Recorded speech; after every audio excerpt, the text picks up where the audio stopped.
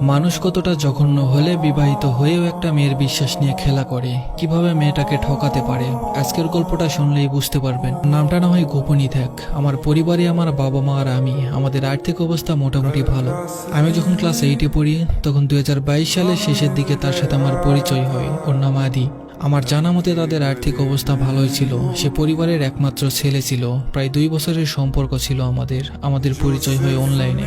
ফেসবুকে সে আমাকে প্রথমে নক দেয়, আমিও তার মেসেজের রিপ্লাই দেই। তখন থেকেই আমাদের কথা চলে। একদিন কথা বলতে বলতে সে আমাকে বেস্ট ফ্রেন্ড হওয়ার অফার করে। আমার তার সাথে কথা বলতে ভালোই লাগতো, তাই আমিও তার কথায় রাজি হয়ে যাই। তারপর ঠিক কথা বলতে বলতে একটা মায়া সৃষ্টি হয়ে যায়। তার প্রতি ভালো লাগা কাজ করতো আমার, কিন্তু তখন আমি আমার ভালোবাসাটা প্রকাশ করছিলাম না। কিন্তু সে যখন আমাকে ভালোবাসার প্রস্তাব দেয় তখন বলে, আমি তোমাকে অনেক ভালোবেসে ফেলেছি, কিন্তু আমি তোমাকে একটা মিথ্যা কথা বলেছি। তখন আমি অধীর আগ্রহ নিয়ে বললাম, কি মিথ্যা বলেছেন? তখন সে বলল, তার ছবি বলে যে ছবি আমায় দিয়েছে সেটা তার ছবি নয়, তার ফ্রেন্ডের একটা ছবি। তখন আমি গ্রামে থাকতাম, বলতে গেলে একটু ছোট ছিলাম। আমার আব্বু আম্মু সবাই ঢাকায় থাকতো, তেমন কিছু বুঝতাম না। তারপর সে তার আসল ছবি দিল।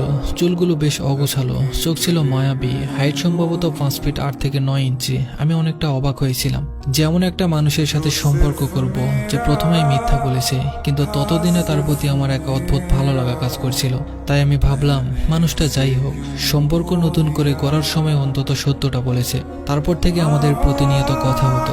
তার সাথে কথা বলার জন্য মনটা অনেক ব্যাকুল হয়ে থাকতো। তার ফেসবুক পাসওয়ার্ডটা আমার কাছে ছিল আর আমারটা ওর কাছে ছিল। ও আমার আইডি থেকে সব ছেলেকে ব্লক করে দেয়। আমি তাকে হারানোর ভয় সন্দেহ করতাম।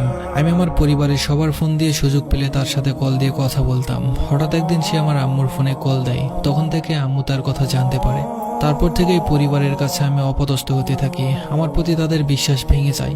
আম্মু জানার পর আমাকে অনেক সাবধান করে দেয়, কিন্তু আম্মুর কথা না শুনে আমি তাকে ভালোবাসতে থাকি। তারপর কথা চলতে থাকে। এমন কোনো মুহূর্ত নেই যে মুহূর্ত আমি ভুলে গেছি। তার কণ্ঠ ছিল অদ্ভুত এক প্রশান্তি। যখন তার সাথে কথা বলতাম আমার অনেক আনন্দ হতো। আমার ছোট ছোট ভালো লাগা আবদার সব তার কাছে শেয়ার করতাম।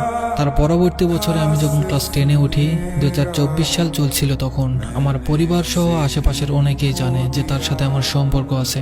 মাঝখানে আমি জানতে পারি সে নাকি রাইডার। সে তার এক বন্ধুর আইডি দিয়েছিল নাম আলামিন। তার সাথে আদির বিষয়ে অনেক আলাপ আলোচনা হতো।